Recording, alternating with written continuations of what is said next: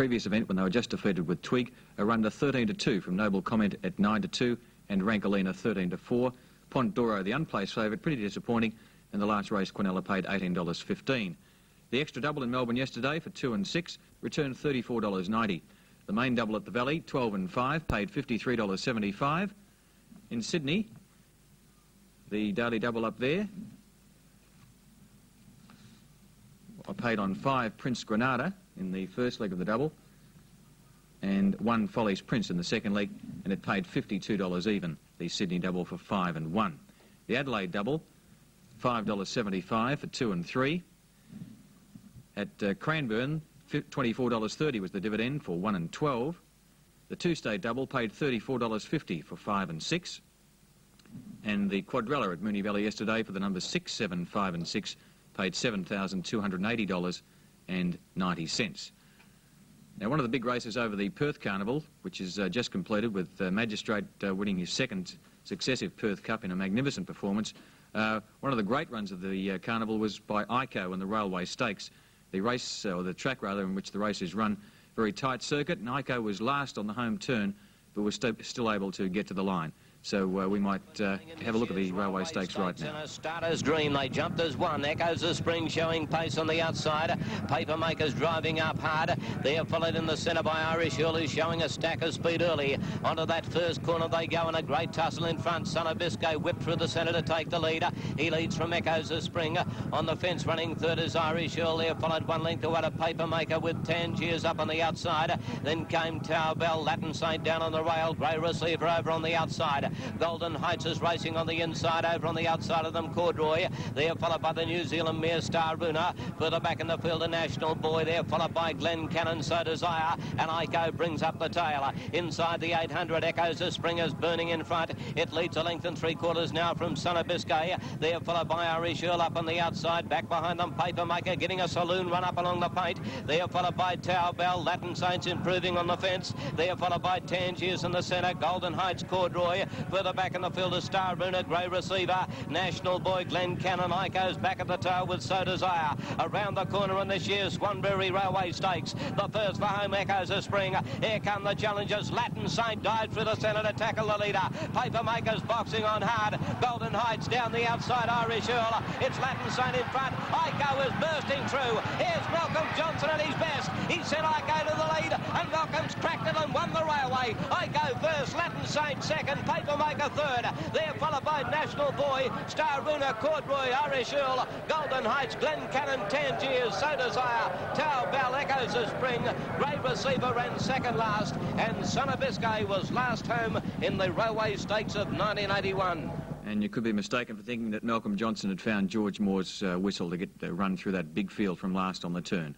Ico starting at 5-2, a grand old galloper, trained of course by Tommy Smith from Latin Saint and Papermaker in the Railway Stakes. It paid $1.65 and 80 on the tote Ico, Latin Saint $1.55 and Papermaker $2.75. That was the first leg of the big double in Perth. Second leg, of course, was the Perth Cup, and Magistrate was trying to make it 2 in a row. Bobby Skelton had gone over there to ride him after winning by about 10 lengths last year, and let's see Magistrate make it 2 in a row in the Perth Cup. The Cup, and away they go at the first attempt. Queen Inca was perhaps a little bit slow to get going, and Storm Warning dropped out to the rear, and one of the first out is LA Bijou over on the outside from Red Kilt. Free Empire's going up now to join the lead and take over with Vortilla in about 4th placing, and they were followed further back on the inside by Family Effort. Then Little Imogil going into a handy spot, and Sandbag has whipped around them quickly to be 3rd or 4th. Further back in the field, Scarlet Thread. Magistrate pulling very hard back in the centre of the field with Queen Inca, and then came Aldrich on the inside, Pearl Lover 3 deep. Then Brecon Castle the centre, and about a length and a half further back then came Royal Cossack. Storm Warning is back near the rear of the field, and the last two are Mama Reagan and Manitoma. On the turn the first time, and this one Free Empire's taken charge of the boy and led by 20 lengths. Sandbag is second around the turn with 2,400 to go. 2 lengths away, Scarlet Thread, and they're followed by LA Bijou, who settled down beautifully on the rails, 4th, and a length and a half to Red Kilt. 2 lengths further back, Vortilla, and then Little Imogil outside it. A length and a half then, too, at the head of the others, Magistrate. He's settled a little bit better now on the outside. Family Effort is on the rails, and they're followed by Queen Inca. Next, Brecon Castle, Pearl Lover caught 3 deep, won't help it. Then came Aldrich. In the centre, Royal Cossack, and they're followed further back in the field then by Storm Warning, then Mama Reagan and Manitoma. They've got 1,900 metres to go out of the straight, and you can see the leader about 10 lengths in front. It is Free Empire going to the 1,800. In second placing still is Sandbag, and a length and a half LA Bijou, who's gone to the outside of Scarlet Thread now. A length and a half further back is Little Imogil, followed by Red Kilt tucked on the fence. Magistrate's gone up to be 7th, a length away, improving his position, and Brecon Castle going forward with Royal Cossack. Pearl Lover's never been on the track next, and Vortilla lost at place, came out suddenly, knocked Aldrich over Vortilla trying to get out, and they were followed by Queen Inca back along the rails from Family Effort. They go to the 1,400. They've almost got this leader, Free Empire. It's only 2 lengths now to Sandbagger. A length and a half, Scarlet Thread at LA Bijou, and Pearl Lover now 3 deep. Vortilla 4 wide. Red Kilt on the fence, and Magistrate pushing up in the middle of that bunch. Then a length further back, Royal Cossack, Brecon Castle from Aldrich, and then Family Effort, followed by Storm Warning and Queen Inca. And back towards the rear, Mama Reagan and Manitoma.